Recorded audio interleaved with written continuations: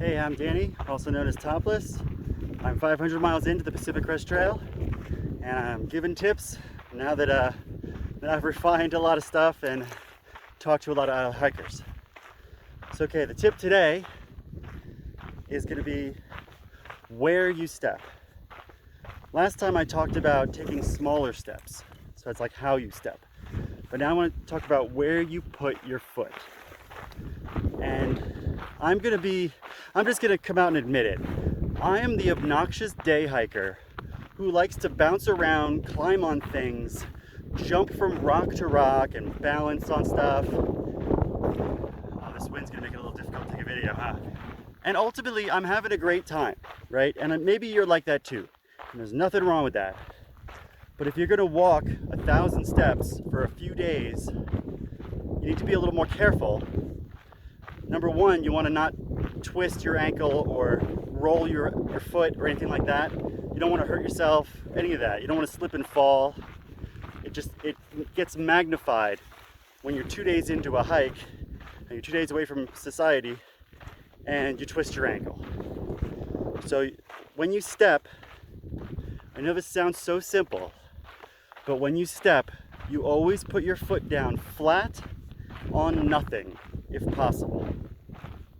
You don't step on small pieces of rock. You don't step on gravel or debris. Don't step on round rocks that are going to roll under your foot or roll your foot over. Don't step on pine cones for the same reason. Also, when there's slightly fatter sticks, they basically turn into a cylinder and they will just roll your foot right out from under you. Or they'll roll with you and it'll get really weird if you roll your ankle. So, I know that sounds simple, but I watch other hikers in front of me just kind of plow their feet through anything. And they're also the same hikers that are complaining about all sorts of pain and things like that, right? They're not caring how they step or where they step, and they've got all this pain. So don't be that hiker. Don't be the hiker who's scuffing their foot on everything. Don't drag your feet on rocks. Don't ruin the tread on your shoes by scraping them on rocks.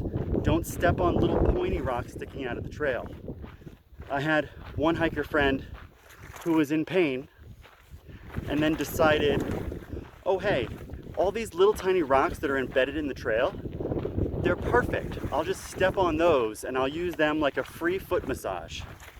She basically doubled her pain by the end of the day. So don't do that. Make sure every step is solid and flat and you're not stepping on anything. Okay, I'm going to show you how to step correctly and how to step incorrectly. I'm going to start with incorrect. And this is just like a random bit of trail that I just happened to come across. So the day hiker in me, who's obnoxious and jumps around, wants to jump onto this first stone and then step onto this next stone and then onto this other one. And then, whoop, whoop, whoop, and then grapevine over to here, and then step on this and hop and over here. So yeah, all that's fun in a day hike with your friends for a mile or two. Hiking hundreds of miles for multiple days. You want to be stepping sure with every foot. So when I come up on this, I'm literally just gonna not step on this. I know this sounds really silly and stupid, but just don't step on it is kind of the answer there. And this right here, I'm either going to completely walk around it like this, or I'm going to step over it and really make sure that my foot clears that rock completely. Because you don't want to like bump your toe or drag your tread or trip yourself or like cut the top, like right here, like get this caught on roots and stuff and just start cutting up your shoes. I've seen a lot of hikers with ruined shoes. So if you're going to step over it, clearly step over it and make sure you're not just skimming it. And that's it. It's not complicated, guys. Just don't step on things that are not solid. Right? And now I'm about to go uphill. You can see all these little rocks embedded in the hill. I don't step on those edges. Those edges right there, not good to step on. You're going to put all that weight on your foot in a straight line, and you're also going to mess up your tread. Same thing goes for little rocks that are just sticking out of the trail like this. Just don't step on them. I told you I had a hiker friend who was purposely stepping on this sort of stuff because she thought she was giving her feet that were already messed up a massage. And she basically doubled the pain. So don't do it. It's not hard. You just kind of step around it. This is on a hill, so I'm taking little steps. Not complicated. But holy cow, there's a lot of it, right? It's just a constant stepping for flat spots with no debris. Not hard. I also want to clearly call out stuff like this. This stick doesn't look like a big deal. It looks like you could step on it, but this stick rolls. And you could very easily just find yourself like on your butt in a second. Same thing with this rock. This rock rolls. And so you could roll your foot and trip yourself up really easily on stuff like that. So just don't step on them. Another little trick to know whether or not something's going to move if you do happen to step on it is look for the outline of the shadow.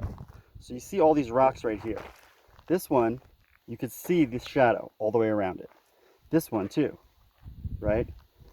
This guy, that guy, you can see shadows all the way around them, but not this one. That one's embedded in the ground. I'll get closer. So because I can't see the shadow outline, I know it's in the ground. Doesn't mean it won't move, right? It also doesn't mean that it's not gonna cause a weird pressure point if I step on it, but it's kind of nice to know if you're looking for the shadows, you can tell which rocks are clearly loose and which ones are probably embedded in the trail.